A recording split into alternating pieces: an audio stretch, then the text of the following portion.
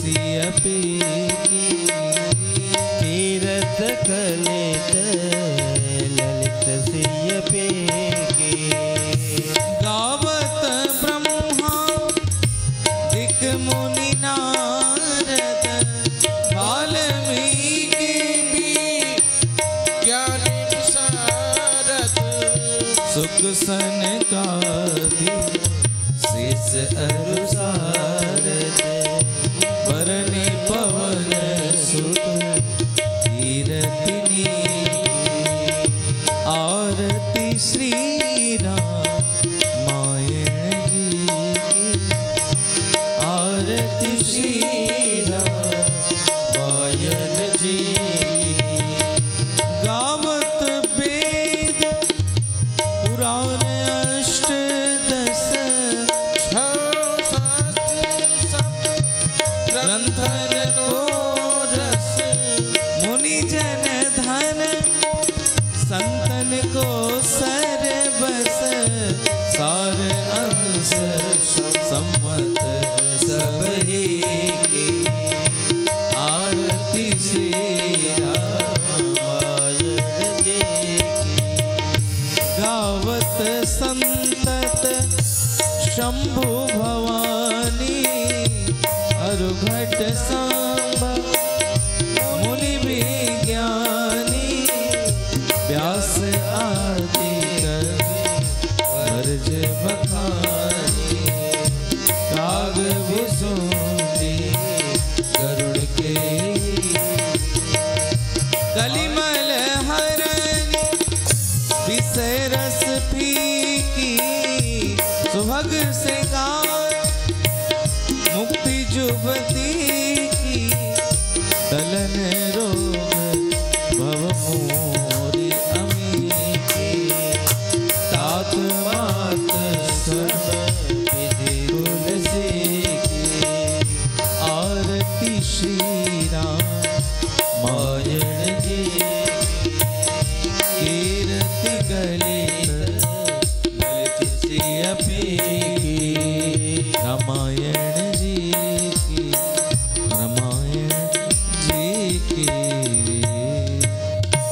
श्री सीताराम जी महाराज की जय। श्री हनुमान जी महाराज की जय। श्री रामलला सरकार की जय। श्री अयोध्या धाम की जय। श्री सरयू मैया की जय। जैसा कि आप सभी को ज्ञात है, श्री अयोध्या धाम में श्री भागवत कृपा सेवा आश्रम में श्री राम जन्मोत्सव के उपलक्ष्य में 9 दिनों की श्री राम कथा का सुंदर कार्यक्रम चल रहा है और संतों का भोज भंडारा भी दोपहर में चल रहा है। और इस सुंदर कड़ी में परम पूज्य श्री मुक्तामणि शास्त्री जी के सुपुत्र श्री आदर्शमणि शास्त्री जी के मुखारविंद से हम सभी श्री राम कथा की गंगा में गोता लगा रहे हैं। आइए अब विलंब न करते हुए हम सभी कथा की ओर चलें। जय जय श्री सीताराम। श्री गणेशाय नमः। श्री सरस्वत्यै नमः। वंदे विदेहतनया पदपुण्डरीकं कैशोरसौरभ समाहितयोगिचित्तम् हन्तुं त्रितापमनसं मुनिहंससेव्यं सन्मानसालपरपीतपरागपुञ्जम् कौसलेन्द्रपदकञ्जमञ्जुलो कोमलाभजुमहेशवन्दितो जानकी पदकर सरोजलालितो चिन्तुकस्य मनभृङ्गसङ्गिनो यत्र यत्र रघुनाथ कीर्तनं तत्र तत्र कृतमस्तकाञ्जलिं बाष्पवारि परिपूर्णलोचनं मारुतिं नमते राक्षसान्तिकम् गङ्गातरङ्गरमणे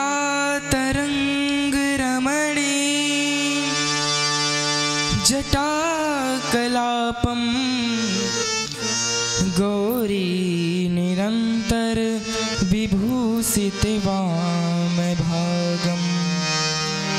नारायणप्रियमनङ्ग मदापहारं वाराणसीं पुरपतिं भज विश्वनाथम् सच्चिदानन्दरूपाय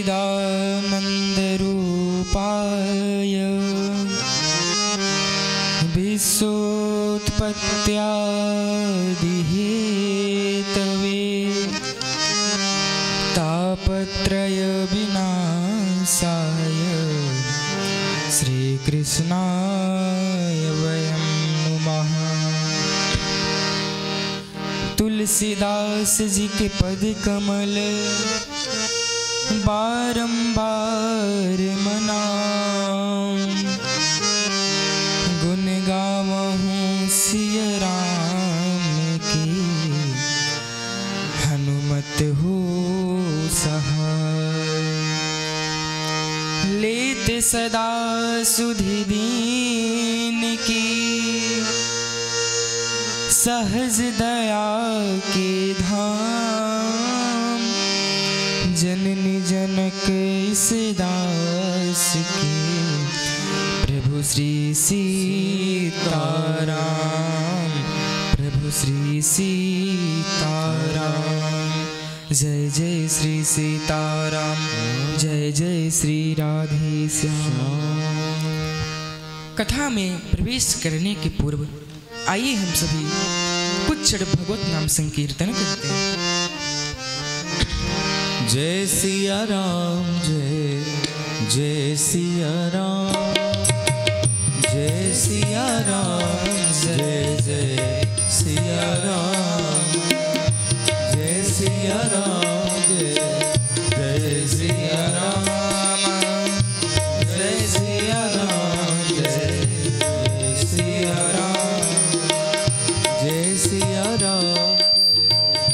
राम, जय सिया राम, जय सिया राम, जय जय सिया राम, जय सिया राम, जय जय सिया राम, जय सिया राम, जय जय सिया राम, जय सिया राम, जय सिया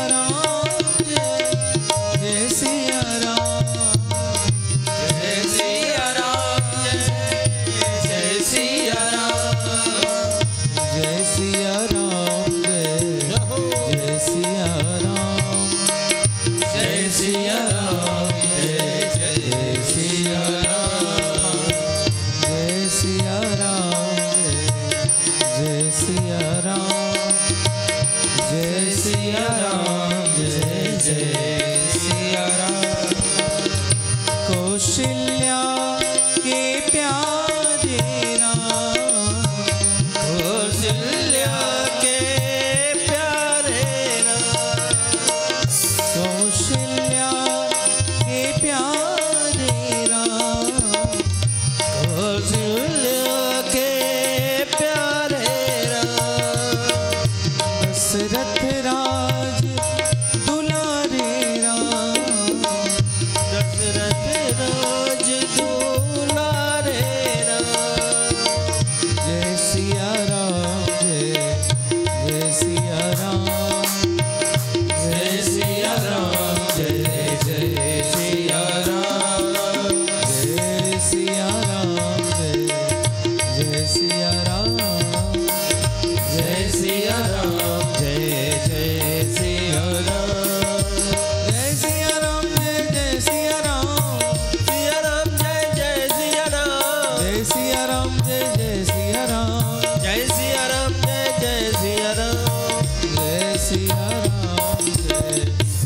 सिया राम, जय सिया राम, जय सिया राम, जय सिया राम, जय सिया राम, जय सिया राम, जय सिया राम, जय सिया राम, जय सिया राम।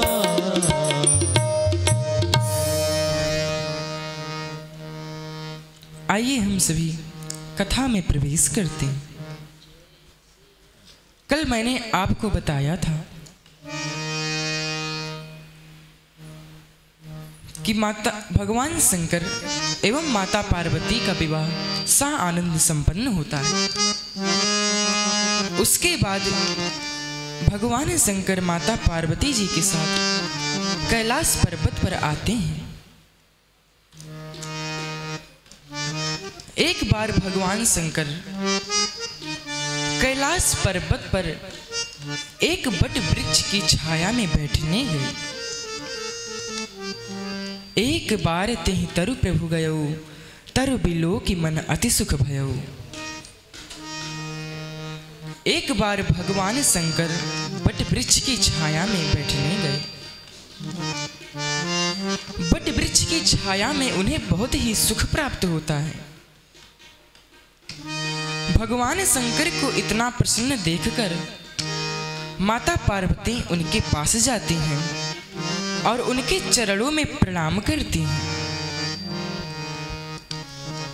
और आज भगवान शंकर माता पार्वती को अपने वाम भाग में आसन देते हैं। जानी प्रिया आदरती कीन्हा, जानी प्रिया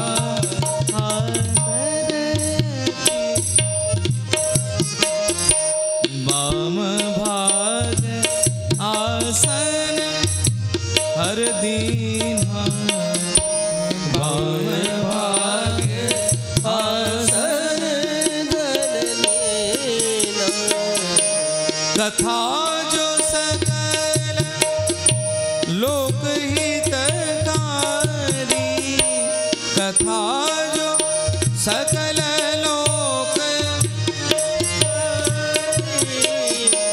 सोई पूछन चह सैन कुमारी, सोई पूछन सैल कुमारी, सैल कुमारी, सैल कुमारी। और कहने लगी माता पार्वती भगवान शंकर से कि हे प्रभु, मुझे अपने पूर्व जन्म की कथा याद आ रही है। आपने मेरा त्याग कर दिया था और मेरा जन्म हिमालय राज के यहाँ हुआ था। और हे प्रभु, भगवान के कृपा से आज मुझे कोई संशय नहीं है। मेरा सारा संशय दूर हो गया है और मैं आज भगवान की कथा सुनना चाहती हूँ। हे प्रभु, आप मुझे भगवान की कथा सुनाएं कि यो भगवान निर्गुण है तो सगुण कैसे। भगवान के जन्म की कथा, भगवान के वन गमन की कथा, भगवान के विवाह की कथा, रावण मरण की कथा और पुनः जब भगवान वन से लौट कर आए तो वो सभी कथा आप मुझे सुनाएं। और हे प्रभु, पार्वती जी कहती हैं, जो प्रभु मैं पूछा नहीं हुई, सोई दयालु राखा जन कोई। प्रथम सो कारण कहु विचारी, प्रथम सो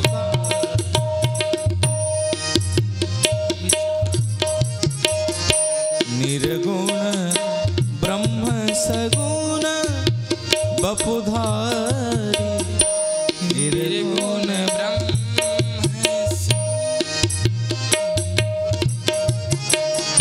पुनि प्रभु कहु राम अवतारा,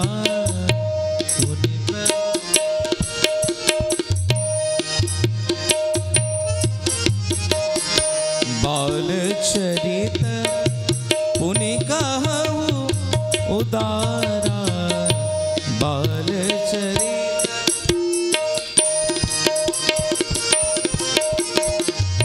कहु जथा जानकी बीमाई कहु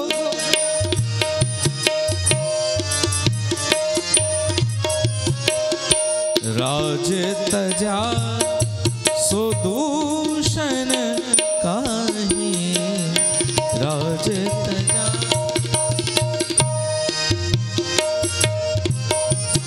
बनबस कीने चरित अपारा कहु नाथ जिमि रावण मारा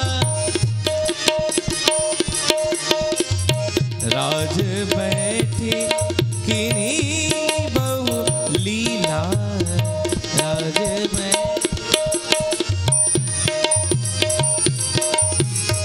सकल कहूँ शंकर सुखशीला शंकर सुखशीला शंकर सुखशीला। माता पार्वती भगवान शंकर से कहती हैं कि हे प्रभु, जो मैंने आपसे पूछा भी ना हो वह भी आप मुझे सुनाए। और जैसे ही भगवान शंकर माता पार्वती के मुख से इतना सुंदर प्रश्न सुनते हैं, वो तुरंत कहते हैं, धन्य धन्य गिरिराज कुमारी, तुम समान नहीं को उपकारी। पूछत रघुपति कथा प्रसंगा, सकल लोक जग पावनी गंगा। हे पार्वती, तुम धन्य हो, धन्य हो। तुमने भगवान की कथा को श्रवण करने के लिए कहा है, और वास्तव में भगवान की कथा तो गंगा है, जो मनुष्य को भवसागर पार लगा देती है। देखिए, एक गंगा तो प्रयागराज में है, जो केवल मनुष्य के पापों को धोती है, पाप करने की प्रवृत्ति को नहीं धोती। लेकिन भैया, भगवान शंकर ने जो गंगा बनाई है, वो मनुष्य के पापों को भी धोती है एवं पाप करने की प्रवृत्ति को भी धो देती है। सकल लोक जग पावनी गंगा। तो भगवान शंकर कहते हैं कि हे देवी, पहले तुम इस भ्रम को दूर करो कि भगवान निर्गुण है तो सगुण कैसे। क्योंकि वही प्रभु बिनु पग चले सुनई बिनु काना, कर बिनु कर्म करई विधि नाना। ये वही प्रभु हैं जो बिना हाथ के काम करते हैं, बिना कान के श्रवण कर सकते हैं, एवं बिनु वाणी बक्ता बड़ जोगी, जो बिना वाणी के भी स्पष्ट बोल सकते हैं। ये वही प्रभु हैं। आप पढ़कर देखिएगा श्री रामचरितमानस। जैसे ही भगवान शंकर माता पार्वती के मुख से इतना सुंदर वचन सुनते हैं, वे बहुत प्रसन्न हो जाते हैं और कहते हैं कि हे देवी, ये भगवान निर्गुण है। बस वो भगवान अपने भक्तों के अनुरूप ही अपना स्वरूप ग्रहण कर लेते हैं। सगुण अगुण नहीं कछु भेद, सगुण अगुण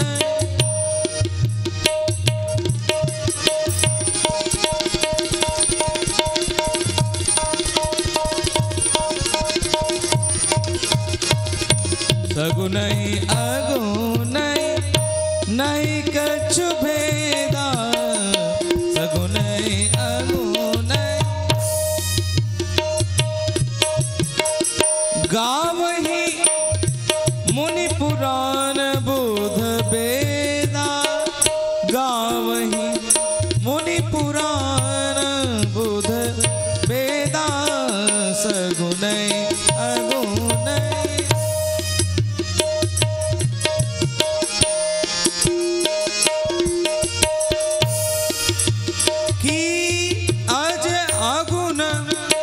अलख गति जोई भगत प्रेम बस सगुन सो होई सगुन ही अगुण सगुन ही अगुण सगुन ही अगुण सगुन ही। भगवान अपने भक्तों की भावना के अनुसार ही अपना स्वरूप बना लेते हैं। देखिए जैसे जल होता है, जल का अपना कोई आकार नहीं है, वह निराकार है। जैसे जल को आप किसी लोटे में रख दीजिए तो वह लोटे जैसे आकार का हो जाएगा। किसी कटोरे में रख दीजिए तो वह कटोरे जैसे आकार का हो जाएगा। किसी ग्लास में रख दीजिए तो वह उस ग्लास का स्वरूप बना लेता है। लेकिन वही जल को आप किसी पात्र में रखकर यदि फ्रीजर में डाल देते हैं तो वह उस पात्र का स्वरूप धारण कर लेता है। वैसे ही भगवान होते हैं। यदि भगवान को हम अपने भक्ति के पात्र में रखेंगे और निष्ठा रूपी कटोरे में रखकर प्रेम रूपी फ्रीजर में डाल देंगे तो भगवान उसी स्वरूप में आ जाएंगे। भगवान अपने भक्तों के अनुसार ही अपना स्वरूप ग्रहण करते हैं। और आगे भगवान शंकर कहते हैं कि हे देवी, मैं तुम्हें भगवान के जन्म के कारण बताता हूं, जिसका पहला कारण तो यह है, राम जन्म के हेतु अनेका, परम विचित्र एक ते एका। भगवान राम के जन्म के अनेक कारण हैं।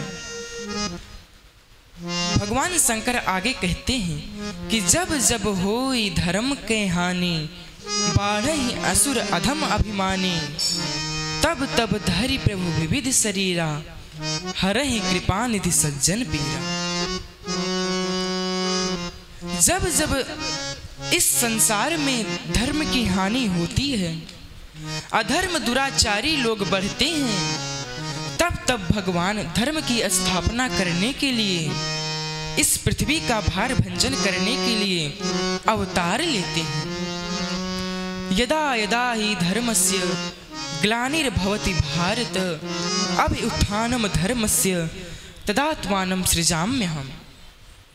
परित्राणाय साधूनां विनाशाय च दुष्कृतां, धर्म संस्थापनार्थाय संभवामि युगे। जब जब इस संसार में धर्म की हानि होती है, तब तब भगवान किसी न किसी रूप में अवतार लेते हैं। जब जब होई जय हो धर्म की हानि, बाढ़ असुर अधम अभिमानी, जब जब होई धर्म की हानि, बाढ़ असुर अधम अभिमानी, करहि अनीति जाई नहीं बरनी, सीधहि विप्र धेनु सुर धर, करहि अनीति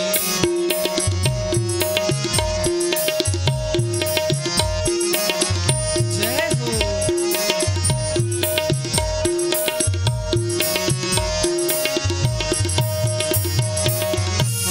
तब तब प्रभु धरि विविध शरीरा, तब तब प्रभु धरि विविध शरीरा, हरहि कृपा निधि सज्जन पीरा, हरहि कृपा निधि सज्जन पीरा।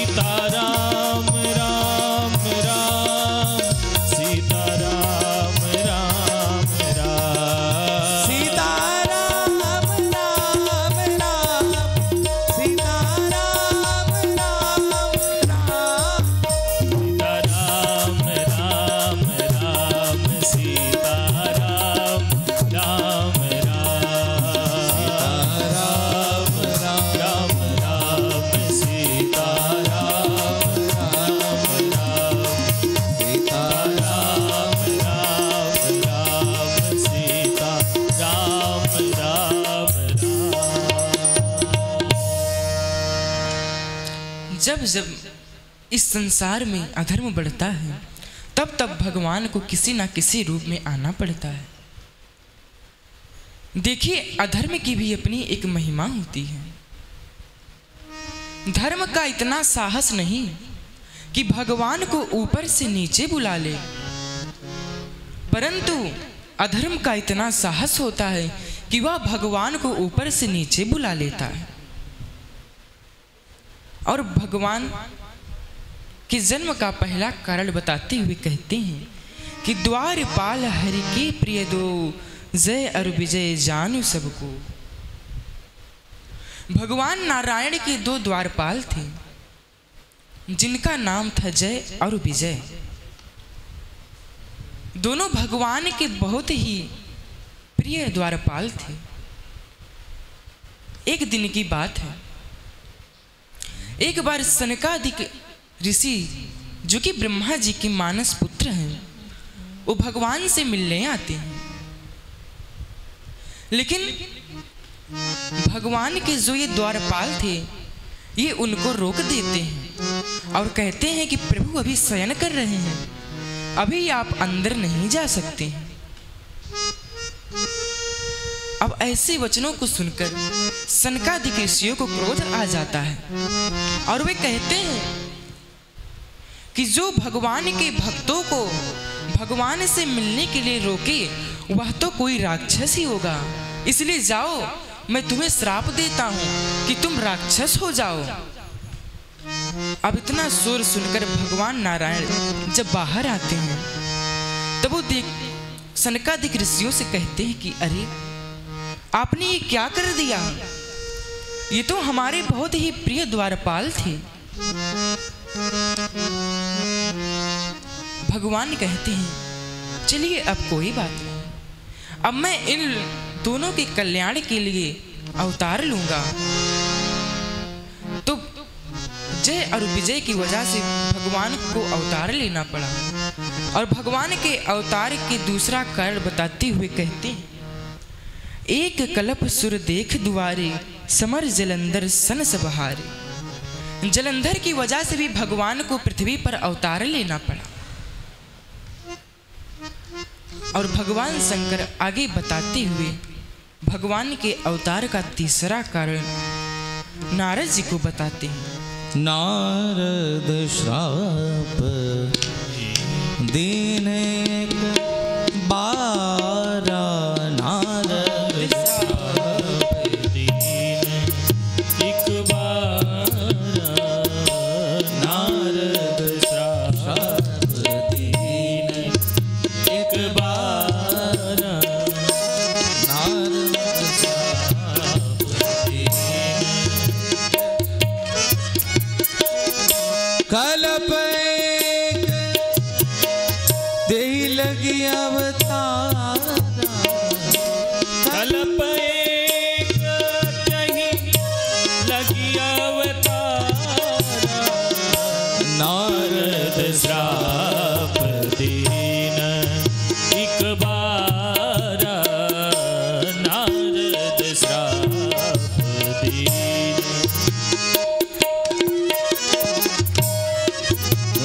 श्राप दीन एक बारा।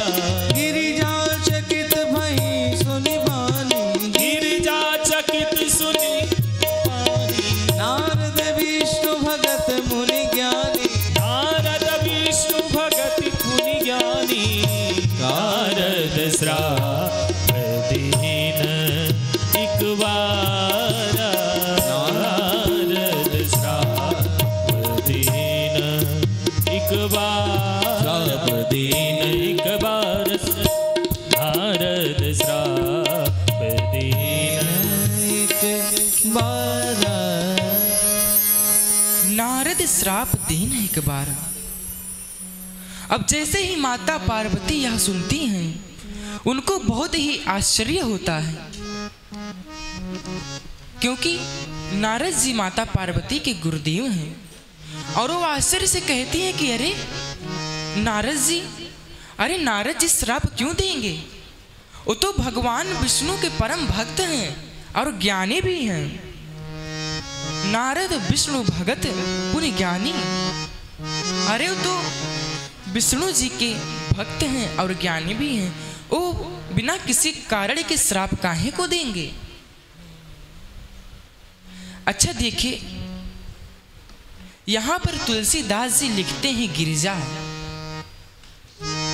यहाँ पर ना पार्वती लिखते हैं और ना गौरी लिखते हैं। अच्छा, यहाँ पर गिरिजा क्यों लिखते हैं? क्योंकि भैया गिरिजा का अर्थ होता है हिमालय तनया। जैसे पर्वत अपनी जगह से नहीं हिलता है, वैसे ही माता पार्वती की श्रद्धा भी अपनी जगह से नहीं हिलती है। इसलिए वे कहती हैं कि नारद जी बिना कारण के श्राप क्यों देंगे। कारण कवन श्राप मुनि दीन्हा, का अपराध रमापति कीन्हा। अरे नारद जी श्राप क्यों देंगे? ऐसा कौन सा कारण भगवान विष्णु ने किया जिसकी वजह से नारद जी को उनको श्राप देना पड़ा। अब भगवान शंकर कहते हैं, बोले बिहसी महेश तब, ज्ञानी मूढ़ न कोई, जय जस रघुपति करहि जब, सोई तस तहि छन होई। भगवान जिसको जैसा बना देते हैं वह वैसा ही हो जाता है। अब माता पार्वती को और आश्चर्य होता है। वो कहती है कि हे प्रभु, हमें आप पूरी कथा सुनाएं। तब भगवान शंकर कहते हैं, हिमगिर गुहा एक अति पावन, तह समीप सुरसरी सुहावन।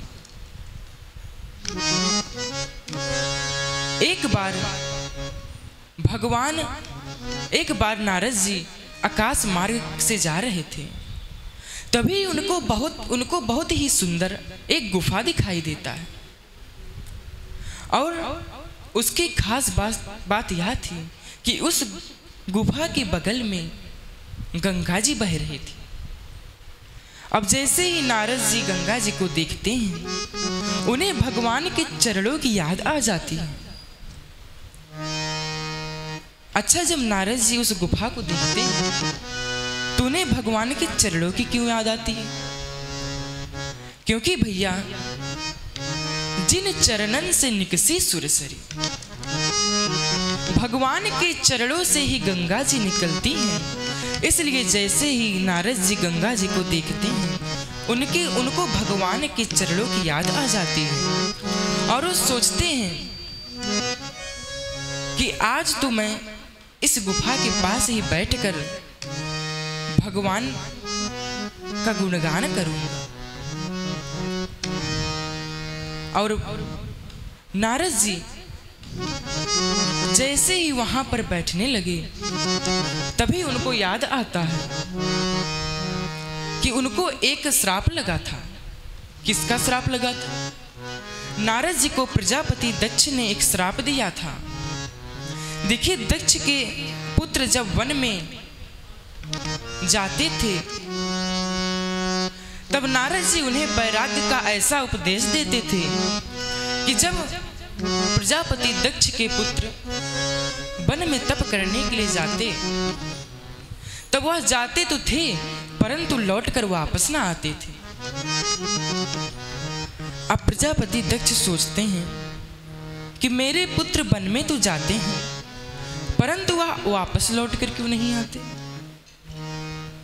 तभी उनको पता चलता है कि बीच में ही नारद जी उन्हें उपदेश दे देते हैं, इसलिए वह वन में तो जाते परंतु लौटकर नहीं आते।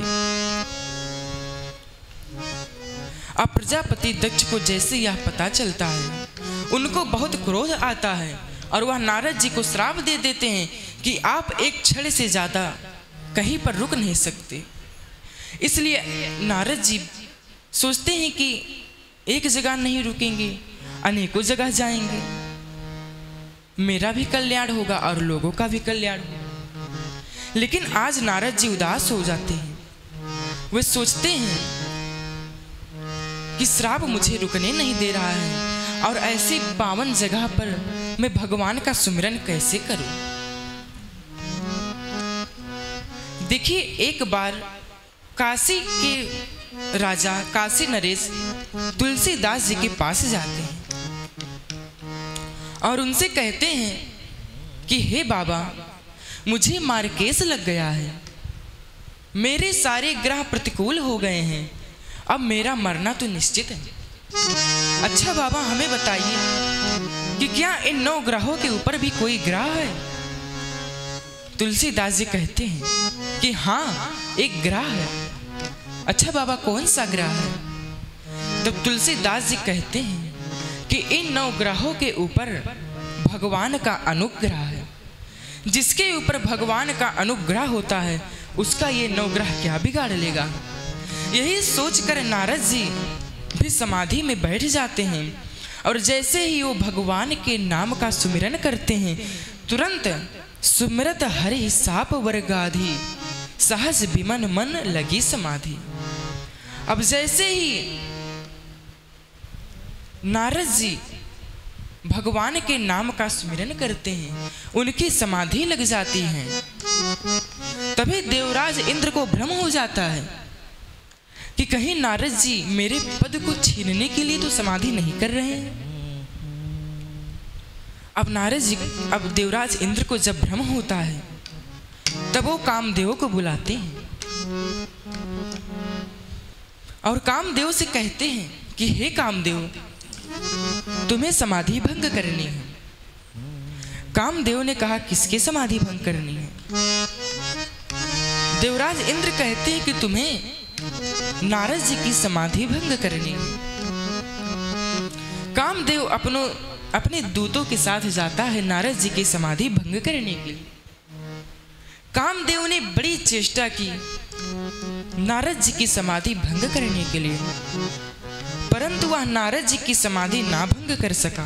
काम कला कछु मुनि न व्यापी, काम कला कछु मुनि न व्यापी, निज भय डरे हो मनोभव पापी, निज भय डरे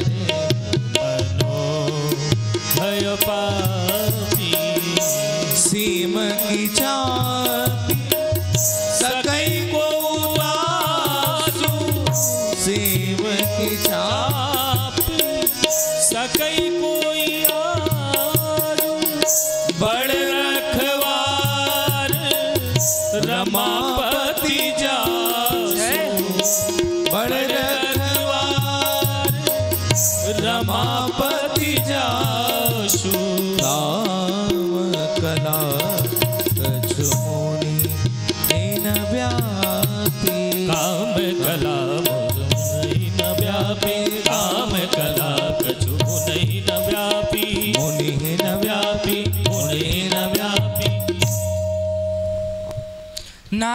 कामदेव ने बड़ी चेष्टा की नारद जी की समाधि भंग करने के लिए, परंतु वह नारद जी की समाधि ना भंग कर सका। क्यों? क्योंकि सीम को चाप सके को तासु, बड़ रखवार रमापति जासु। जिसके ऊपर भगवान की कृपा होती है उसका कोई कुछ नहीं बिगाड़ सकता। देखिए, मैं आपको एक बात बताता हूं। एक व्यक्ति था, वह दूसरे व्यक्ति से कहता है कि भैया, मेरे ऊपर लोगों ने तोपें चलाई, तलवारें चलाई, बंदूकें चलाई, परंतु मेरा कोई कुछ नहीं बिगाड़ सका। अब दूसरा व्यक्ति कहता है, क्यों नहीं बिगाड़ सका? तब वह कहता है, क्योंकि मैं भवन के अंदर था, किले के अंदर था। वैसे ही नारद जी भी भगवान के कृपा के किले के अंदर थे, इसलिए कामदेव ने उनका कुछ नहीं बिगाड़ सका। अब जब नारद जी की समाधि खुली तो कामदेव नारद जी के चरणों में गिर गया और उनसे कहता है कि अरे नारद जी, मैंने आपकी समाधि भंग करने का बड़ा ही प्रयत्न किया, परंतु मैं आपकी समाधि को नहीं भंग कर सका। नारद जी, आपने मुझे जीत लिया और आपके अंदर क्रोध भी नहीं है। नारद जी, आप धन्य हैं, धन्य हैं। देखिए, जब व्यक्ति को अपने गुण सुनाई देने लगते हैं तब वह भगवान के गुण को भूल जाता है। अब जब नारद जी को अपने गुण सुनाई देने लगे तब नारद जी भगवान का गुणगान करते थे, परंतु वो भगवान के गुण को भूल जाते हैं और कामदेव से कहते हैं कि जाकर कह देना देवराज इंद्र से कि मुझे उनके पद से लोभ नहीं है। तब कामदेव नारद जी से कहते हैं कि हे नारद जी, आपने काम को भी जीत लिया, क्रोध को भी जीत लिया और लोभ को भी जीत लिया। कामदेव देवराज इंद्र की सभा में जाते हैं और कहते हैं कि नारद जी आपके पद के लिए तप नहीं कर रहे थे, वो तो बहुत बड़े मुनि हैं। अब सभी लोग नारद जी की प्रशंसा करने लगे और इधर नारद जी सोचते हैं कि अरे, मैंने काम को भी जीत लिया, क्रोध को भी जीत लिया और लोभ को भी जीत लिया। काम को तो शंकर जी ने भी जीता था, परंतु वह लोभ को ना जीत सके। तो चलो सबसे पहले हम शंकर जी के पास चलते हैं। अब नारद जी शंकर जी के पास जाते हैं। तब नारद गबने शिव पाहि, तब नारद जिता काम अहमिति मन माहि, पिता का मार चरित शंकर ही सुनाए, मार चरित अति प्रिय जानी महेश सिखाए, अति प्रिय जानी बार बार बिनमो मुनि तो ही जिमिया कथा सुनाय मोही, तिमि जनि हरि सुनाय कब हूँ चले प्रसंग दुराय तब चले हो प्रसंग दुराय तब हो। नारद जी भगवान शंकर के पास जाते हैं और उनसे कहते हैं कि हे प्रभु। अब जब शंकर जी नारद जी को अपने पास आते हुए देखते हैं तब वो सोचते हैं कि अरे वाह, नारद जी आ रहे हैं, अब तो हमें भगवान की कथा श्रवण करने को मिलेगी। अब नारद जी भगवान शंकर के पास आते हैं तो भगवान शंकर नारद जी से कहते हैं कि हे नारद बाबा, अब हमें भगवान की कथा सुनाइए। तब नारद जी कहते हैं कि प्रभु, अब मैं दूसरी कथा करने लगा हूं। कौन सी कथा? कथा तो एक ही है, वो भी भगवान की कथा। तो नारद जी कहते हैं, देखिए यहाँ पर तुलसीदास जी व्यंग करते हैं, कहते हैं कि मार चरित शंकर ही सुना। काम कथा, शंकर जी को काम कथा सुनाते हैं और फिर नारद जी कहते हैं कि प्रभु बताइए कि आपको कथा कैसी लगी। तब शंकर जी कहते हैं कि जैसे आपने यह कथा मुझे सुनाया वैसे आप किसी को मत सुनाइएगा।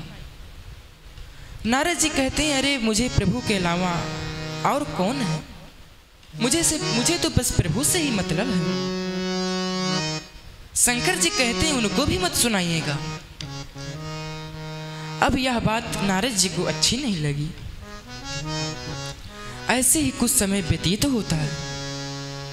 एक बार नारद जी बीड़ा बजाते हुए बैकुंठ धाम में नहीं, क्षीर सागर में जाते।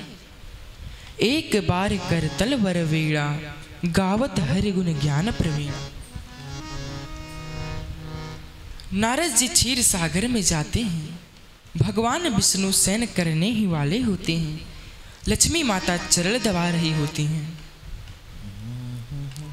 अब जैसे ही नारद जी भगवान विष्णु को देखते हैं, वह उनको प्रणाम करने के लिए झुकते हैं। तभी विष्णु जी भगवान नारद जी के हाथों को पकड़ लेते हैं तब नारद जी सोचते हैं कि अच्छा, लगता है विष्णु जी को भी पता चल गया है कि मुझे अब उनको प्रणाम करने की आवश्यकता नहीं है, मैं तो अब उनके बराबरी का हो गया हूँ। अब वह नीचे बैठने लगते हैं। तभी भगवान विष्णु उनको पकड़कर अपने बगल में बैठाते हैं, बैठे आसन ऋषि समेता। तब नारद जी को लगता है भगवान को भी पता चल गया है कि अब मैं उनके बराबरी का हो गया हूँ, अब मुझे जमीन पर बैठने की कोई आवश्यकता नहीं। तब नारद जी कहते हैं कि हे प्रभु,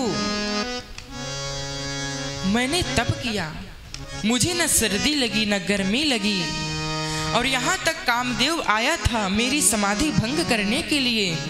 उसने बहुत प्रयत्न किया मेरी समाधि भंग करने के लिए, परंतु वह ना कर सका। और प्रभु आप जानते हैं, मैंने काम को भी जीत लिया, क्रोध को भी जीत लिया, और यहाँ तक लोभ को भी जीत लिया। शंकर जी ने तो काम को जीता था, परंतु क्रोध को ना जीत सके, और मैंने तीनों को भी जीत लिया। अब यहाँ पर विष्णु जी व्यंग करते हैं, कहते हैं कि तुम्हारे सुमिरन ते मिटे मोह मार। कहते हैं कि हे नारद जी, अब आपके सुमिरन से कामादिक विकार नष्ट होंगे। अब नारद जी सोचते हैं कि अब तक प्रभु के सुमिरन से कामादिक विकार नष्ट होते हैं, अब मेरे सुमिरन से कामादि विकार नष्ट होंगे। और फिर नारद जी कहते हैं, नारद कहू सहित अभिमाना, कृपा तुम्हारी सकल भगवान। और फिर नारद जी तो चले गए।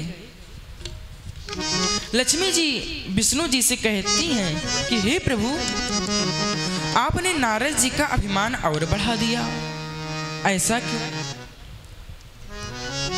तब भगवान विष्णु कहते हैं कि अभिमान बढ़ाना जरूरी था। देखिए, नारद जी के पहले डॉक्टर भगवान शंकर हुए। यदि उनकी दी हुई औषधि नारद जी खा लेते तो उनका अभिमान वहीं पर नष्ट हो जाता। और दूसरे डॉक्टर भगवान विष्णु हुए। भगवान विष्णु कहते हैं लक्ष्मी जी से कि नारद जी का अभिमान रूपी फोड़ा जो हुआ है वह अभी ऑपरेशन के लायक नहीं हुआ है, और जब वह ऑपरेशन के लायक हो जाएगा तब हम उसका ऑपरेशन जरूर करेंगे। अब नारद जी का जो अभिमान रूपी फोड़ा था वह ऑपरेशन के लायक हो गया। और फिर भगवान विष्णु ने क्या किया? भगवान ने माया प्रेरित की, जहां पर कुछ नहीं था वहां पर सब कुछ बना दिया। एक नगर बनाया। बिरजो मगमहु नगर तेहि, सतजो जन विस्तार। श्रीनिवास पुरते अधिक, रचना विविध प्रकार। भगवान ने माया प्रेरित की, एक नगर बनाया। 100 योजन का वहां का राजा शील निधि अपनी पुत्री विश्व मोहिनी के विवाह का स्वयंवर सो रहा था। अब नारद जी आकाश मार्ग से जाते हैं। इतनी साज सज्जा देखकर उनका मुख विचलित होता है और वह उस नगर में जाते हैं। शील निधि नारद जी को देखते हैं तो उनका बहुत ही आदर सम्मान करते हैं और फिर अपनी पुत्री को बुलाते हैं और नारद जी से कहते हैं कि हे बाबा, आप मेरी पुत्री की हस्तरेखा देख लीजिए। अब जैसे ही नारद जी विश्व मोहिनी को देखते हैं, देख रूप मोनि बिरती बिसारी, देख रूप बिरती बिचार, बड़ी बार लगी रहे निहारी, बड़ी बार लगी रहे निहारी। लक्षणता सुबिलो की भुलाने, हृदय हरस नहीं प्रकट बकाने। जो यही बरई अमर सोई होई, जो यही बरई अमर सोई होई। समर भूम भूमि त्यहि नीत न सोई। सेवई सकल चराचर ताहि, सेवई सकल चराचर ताहि। बरई सील निधि कन्या जाहि, बरई सील निधि कन्या जाहि।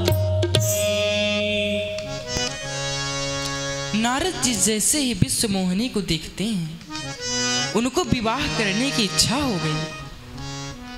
अच्छा देखिए, पुराने समय में रेडियो हुआ करता था। उस रेडियो को आप जिस स्टेशन की रेंज में लगा दें, उसी का कार्यक्रम आने लगता था। वैसे ही हमारा मन भी एक रेडियो है। यदि हम अपने मन को कुसंग की रेंज में सेट करेंगे तो उसमें वासना का कार्यक्रम आने लगेगा, और यदि हम उसी रेडियो को सत्संग की रेंज में सेट करेंगे तो उसमें भक्ति का कार्यक्रम आने लगेगा। वैसे ही जब नारद जी ने गंगा जी को देखा था तो भगवान के चरणों की याद आने लगी थी, और वही नारद जी जब विश्व मोहिनी को देखते हैं तब विवाह करने की इच्छा जागृत हो गई। अब नारद जी हस्तरेखा देखते हैं।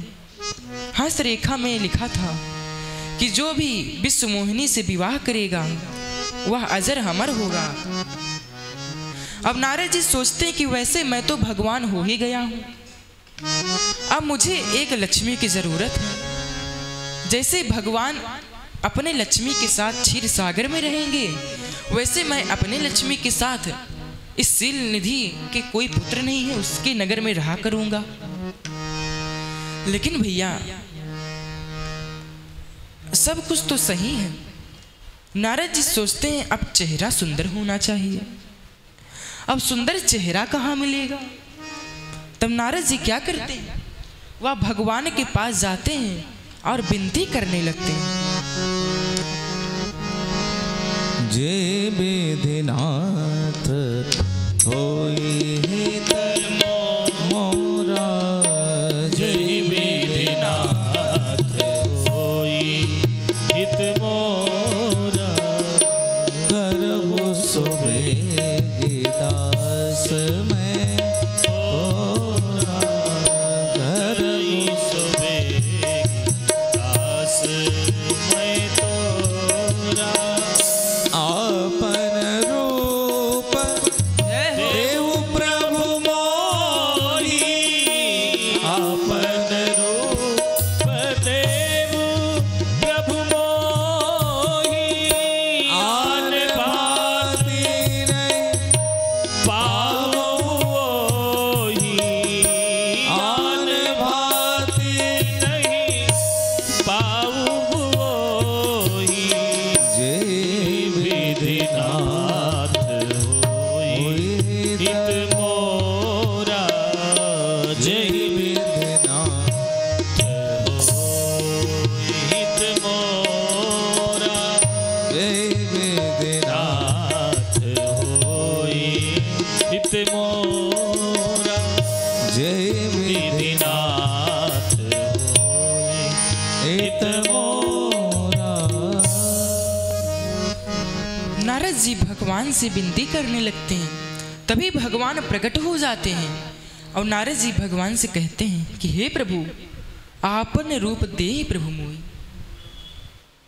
नारद भगवान सोचते हैं कि वाह वाह नारद जी, विवाह आपका और रूप हमारा। तब नारद जी कहते हैं कि प्रभु और कोई उपाय भी नहीं है। राम सदा सेवक रुचि राखा। भगवान सोचते हैं कि मुझे अपना रूप इनको देना चाहिए कि नहीं देना चाहिए। नारद जी कहते हैं जय विधि होई नाथ हित मोरा, करो सुबेगी दास मैं तोरा। नारद जी कहते हैं कि जिस प्रकार मेरा हित हो आप वही कीजिए। तभी भगवान रूप तो देते हैं, परंतु ऐसा रूप नारद जी को बंदर की रूप दे देते हैं।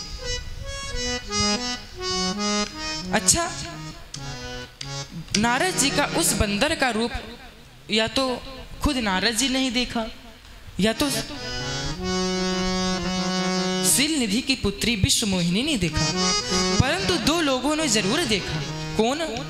भगवान शंकर नारद जी के पीछे अपने दो गढ़ लगाए हुए थे और अपने गढ़ों से कहा था कि नारद जी के विवाह का आंखों देखा हाल मुझे बताना। अब नारद जी के गढ़ शंकर जी के पास पहुंच जाते हैं और उनसे कहते हैं कि हे प्रभु, नारद जी ने प्रभु से कहा था, जय विधि होई नात हित मोरा, करो सो बेग दास मैं तोरा। जैसे मेरा हित हो आप वही कीजिए। और भगवान ने नारद जी को बंदर का रूप दे दिया, बंदर का चेहरा दे दिया। शरीर बंदर का नहीं, परंतु चेहरा बंदर का दे दिया। अब भगवान शंकर सोचते हैं कि भगवान की माया गजब है। भगवान को जिसका हित करना है उसे बंदर बना देते हैं। इसलिए भगवान शंकर अपने 11वें अवतार में हनुमान जी के रूप में भगवान की सेवा करने आए। रुद्र देह तजने हैं, बस बंदर भौ हनुमान। और अब नारद जी पहुंच जाते हैं। नारद जी को देखकर सभी लोगों ने उनको प्रणाम किया। भगवान अपने भक्त का हंसी थोड़ी कराएंगे, लेकिन विश्व मोहिनी ने नारद जी के गले में जयमाल नहीं डाली। भगवान वहां प्रकट हो जाते हैं और विश्व मोहिनी भगवान के गले में माला डाल देती है और फिर भगवान चले गए। अब नारद जी को बहुत क्रोध आया और नारद जी शंकर जी के जो गढ़ लोग थे उनसे कहा कि तुमने तो कहा था कि मेरा चेहरा बहुत सुंदर है। तो गढ़ों ने कहा हाँ हाँ बाबा, आपका चेहरा तो बहुत सुंदर है। तभी नारद जी जाते हैं और जल में अपना चेहरा देखते हैं, और जैसे ही वह अपना चेहरा देखते हैं उनको बहुत ही क्रोध आता है। और इतना क्रोध आता है कि वह शंकर जी के जो गढ़ लोग थे उनको श्राप दे देते हैं। कहते हैं कि जाओ तुम दोनों राक्षस हो जाओ। अब गढ़ कहते हैं कि वाह बाबा, मैंने तो केवल सूचना दी थी, जिसने ऐसा वेश दिया उसको कुछ नहीं कहोगे। तब नारद जी कहते हैं जरूर, मैं जरूर जा रहा हूं। अब नारद जी जाते हैं भगवान के पास और देखते हैं संग रमा सोई राजकुमारी। नारद जी देखते हैं, कहते हैं कि वाह प्रभु, आपके पास पहले से एक थी और आपने एक विवाह और कर लिया। और नारद जी गालियां देने लगते हैं, कुटिल कपटी स्वार्थी। और क्रोध में नारद जी क्या कहते हैं? कहते हैं कि प्रभु, आपके सिर पर तो कोई नहीं है, आप स्वतंत्र हैं। तो परम स्वतंत्र न सिर पर कोई, परम स्वतंत्र आवई मनई करो तुम सोई। डहके पर जाओ सब काहू, अति असंक मन सदाऊं छाऊं। करम सुबह सुबह तुम ही न बाधा, अब लगी तुम ही न काहू साधा। भले भवन अब पायन दीना, भले भवन अब पायन दीना। पावहु के फल आपन कीना, पंच मोई जवनी धरि दिया। सोई तनु धरहु श्राप मम एया, सोई तनु धरहु श्राप मम एया, सोई तनु धरहु श्राप मम एया। नारद जी कहते हैं कि प्रभु, आप तो स्वतंत्र हैं, आपके सिर पर कोई नहीं है। तो भगवान कहते हैं कि मैं अपने सिर पर किसको बैठा लूं? तब नारद जी कहते हैं कि मेरे श्राप को बैठा लो। मैं तुम्हें श्राप देता हूं कि जैसे मैं आज पत्नी के वियोग में रो रहा हूं, वैसे पृथ्वी लोक में तुम्हारा अवतार होगा और तुम भी अपने पत्नी के वियोग में रोओगे, तुम्हारे पत्नी का हरण हो जाएगा। श्राप शीस धर हरस ही प्रभु बहु बिनती कीन, निज माया के प्रबलता कर कृपा निधि लीन। अब भगवान ने अपनी माया को हटाया, सब कुछ गायब हो गया, कुछ नहीं था। अब नारद जी भगवान के चरणों में गिर गए और कहते हैं कि प्रभु मुझे क्षमा कर दीजिए, क्षमा कर दीजिए, मुझसे बहुत बड़ी गलती हो गई, बहुत बड़ी भूल हो गई, हे प्रभु मुझे क्षमा कर दीजिए। तो नारद जी के कारण से भी भगवान को पृथ्वी लोक में अवतार लेना पड़ा। भगवान शंकर माता पार्वती को कथा सुनाते हुए भगवान के अवतार का चौथा कारण बताते हुए कहते हैं, स्वयंभू अरु मनु सतरूपा, जिनते नए भय सृष्टि अनूपा। स्वयंभू मनु अरु सतरूपा, स्वयंभू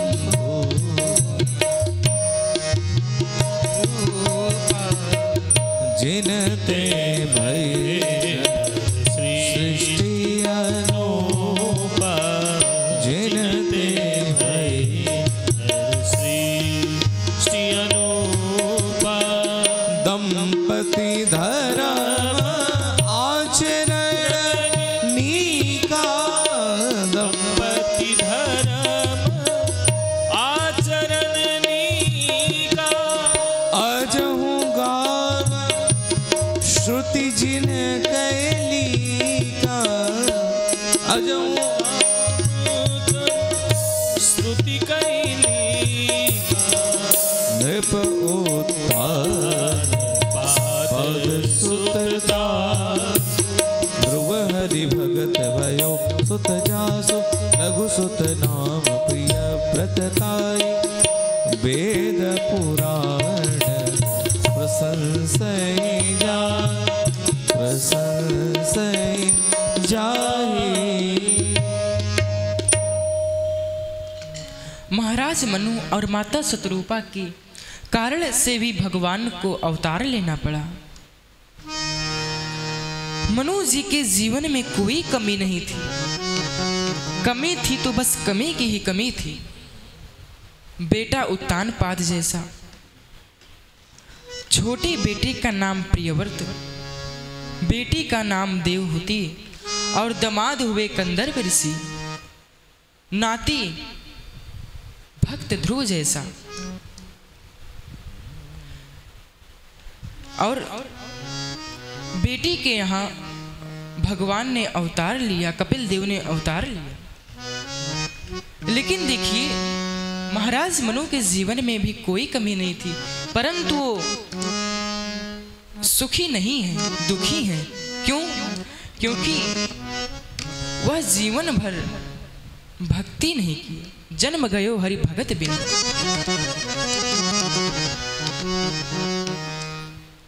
महाराज मनु बहुत चिंतित हैं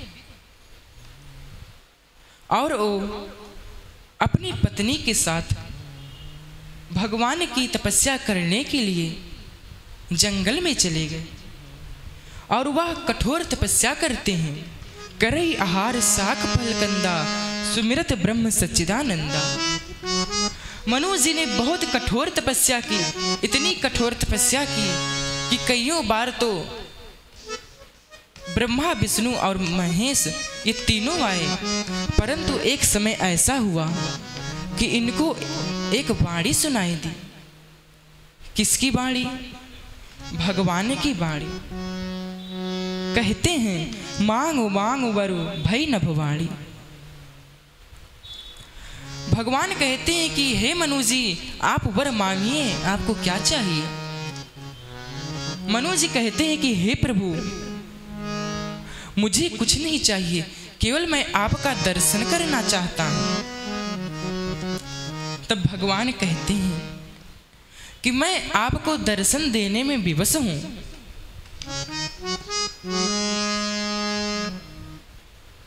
मनु जी कहते हैं कि आपको किसने विवश किया? भगवान ने कहा, मुझे आपने ही विवश किया। हे मनु जी, आप किसका दर्शन चाहते हैं जिसका कोई रूप ही नहीं? अच्छा प्रभु, अगर आपका कोई रूप ही नहीं तो आपने अपने इतने भक्तों को दर्शन दिया, तो क्या वो सभी कथाएं झूठी थी? भगवान कहते नहीं नहीं, झूठी नहीं थी। अच्छा प्रभु, तो आप हमें बताइए कि आप दर्शन कैसे देते हैं? तब भगवान कहते हैं कि रूप भक्त बनाता है और बन में जाता है। आप बताइए कि आप मेरा किस रूप में दर्शन करना चाहते हैं? तब मनु जी कहते हैं कि मैं आपके उस रूप का दर्शन करना चाहता हूं जिस रूप को काकभूषुंडी जी अपने हृदय में छुपा कर रखते हैं। जो भुसुंडी मन मानस, जो भुसुंडी मन मानस, जो भुसुंडी मन मानस हंसा, जो भुसुंडी मन मानस हंसा, सगुन अगुण जही निगम प्रशंसा, सगुन अगुण जही निगम प्रशंसा। देखहि सो देखहि हम सो रूप भरी लोचन, देखहि हम सो रूप भरी लोचन, कृपा करहु प्रभु सारथि मोचन, कृपा करहु प्रण सारथि मोचन, कृपा करहु सारथि मोचन। कृपा करहु प्रण सारथि मोचन। हे प्रभु, मैं आपके बाल स्वरूप का दर्शन करना चाहता हूं। और भगवान प्रकट हो जाते हैं। फिर कहते हैं कि हे मनु जी, आप वरदान मांगे, आपको क्या चाहिए? तब महाराज मनु और शत्रुपा जी कहते हैं, दानी शिरोमणि कृपा निधि, नाथ कहो सती भाव, जय हो।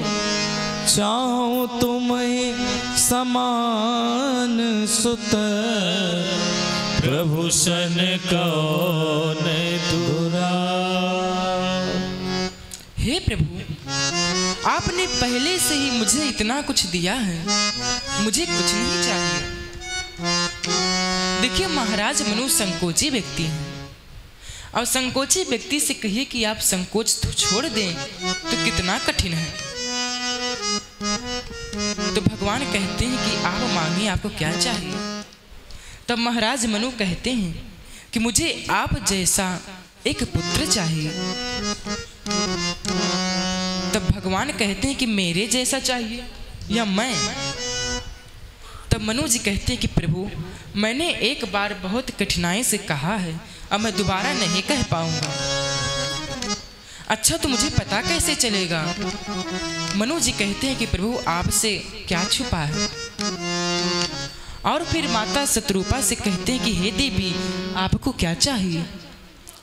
तो माता शत्रुपा कहती हैं कि हे प्रभु, मुझे अपने पति के वरदान में सम्मिलित कर, अपने पति के ही वरदान में सम्मिलित कर लीजिए। यदि आप इनके पुत्र हों तो माता बनने का सौभाग्य मुझे प्राप्त हो। और प्रभु, मुझे कभी कभी यह पता भी करवाइएगा कि आप भगवान हैं।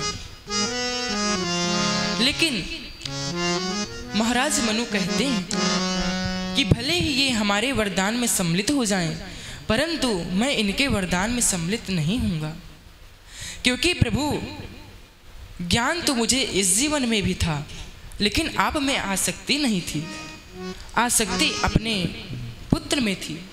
इसलिए प्रभु, यदि मैं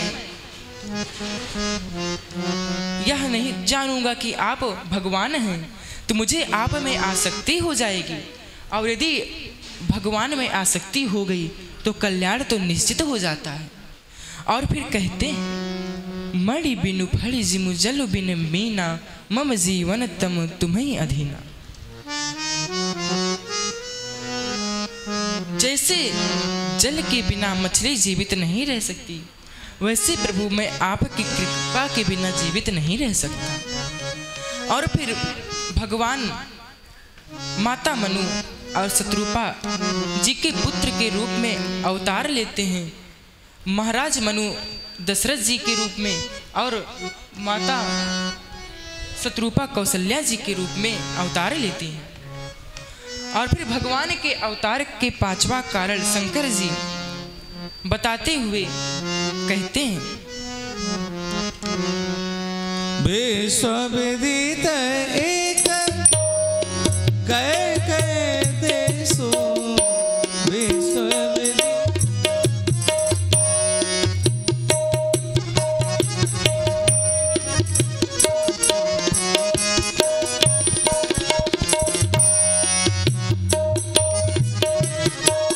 सत्य के तू तहाँ बसई नरेशो, सत्य के तू तहाँ बसई नरेशो, विश्वविदित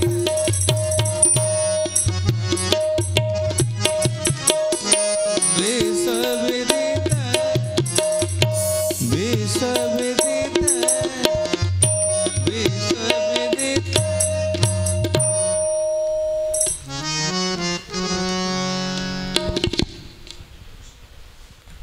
प्रताप भानु की वजह से भी भगवान को अवतार लेना पड़ा। देखिए, प्रताप भानु एक बहुत ही उच्च कोटि के राजा थे। वेद के अनुसार ही वह प्रजा का पालन करते थे। उनके राज्य में कहीं भी पाप का नाम निशान नहीं था। एक बार वह जंगल में शिकार करने के लिए गए। उन्होंने एक सुअर को देखा और उसके शिकार के लिए वह उसके पीछे भागते हैं, लेकिन सुअर कर छल सुअर शरीर बचावा। वह सुअर बचकर भाग गया, परंतु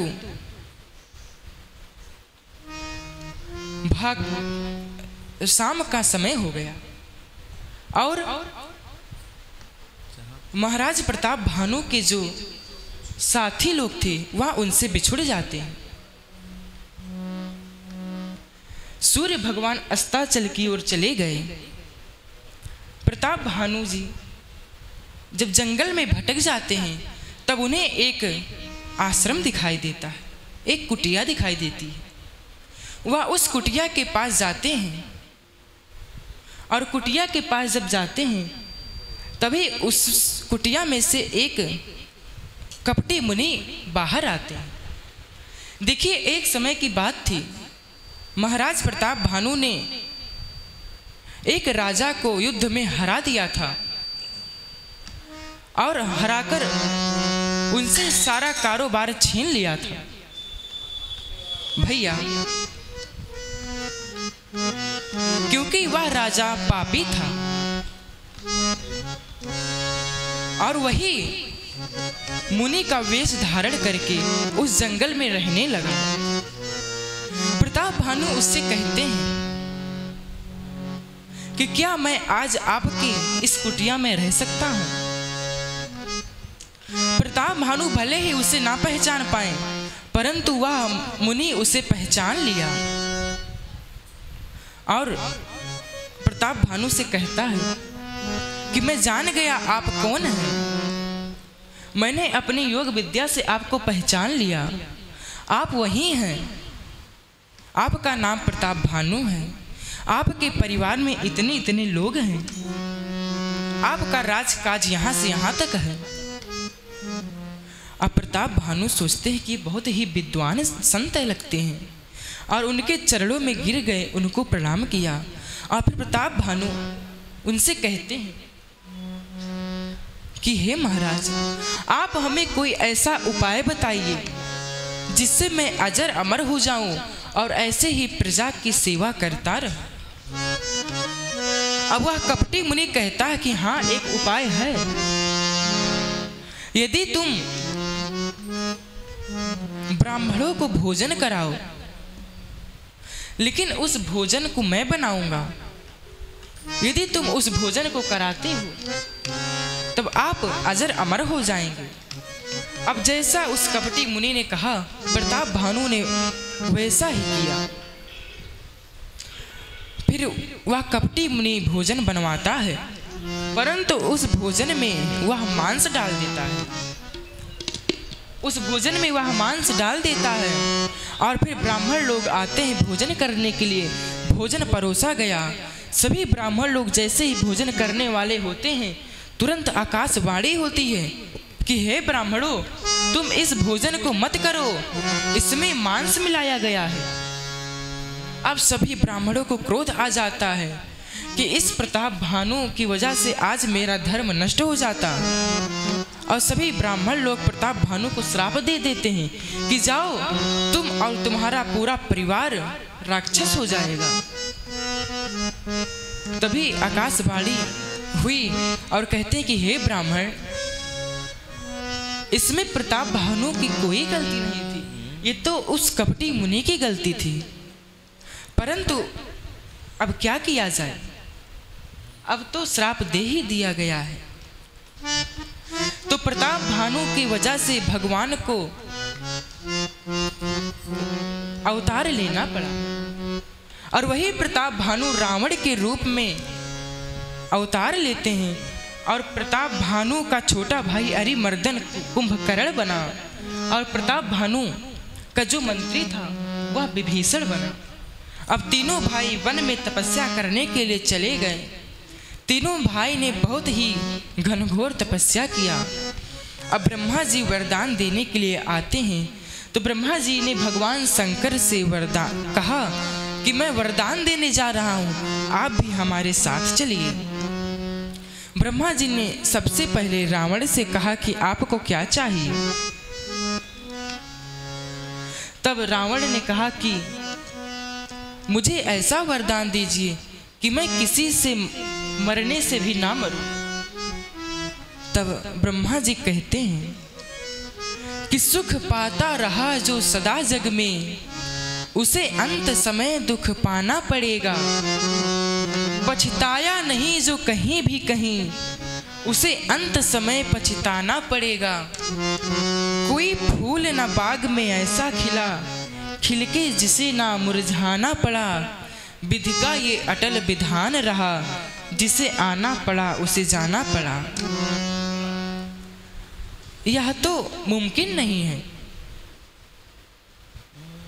तब रावण ने वरदान मांगा। उसने कहा कि मैं केवल बानर, मैं केवल मनुष्यों के हाथों ही मरूं और मैं किसी के हाथों ना मरूं। अब ब्रह्मा जी विभीषण के पास जाते हैं, उनसे कहते हैं कि आपको क्या चाहिए। तब विभीषण जी कहते हैं मुझे केवल भगवान राम की भक्ति दीजिए, मैं उनके चरणों की सेवा करना चाहता हूँ। और उसके बाद रावण अत्याचार करता रहा। वह सोचता है कि मैं सभी मनुष्यों को राक्षस बना दूंगा, जिससे कोई बचेगा ही नहीं, मुझे मारेगा कौन। और उसके बाद अत्याचार बढ़ता रहा। आगे की कथा हम लोग कल श्रवण करेंगे। आइए कुछ क्षण भगवत नाम संकीर्तन करते हैं। सीताराम राम राम सीताराम राम राम सीताराम सीताराम राम राम सीताराम राम राम सीताराम राम राम सीताराम राम राम सीताराम राम राम सीताराम राम राम सीताराम राम राम सीताराम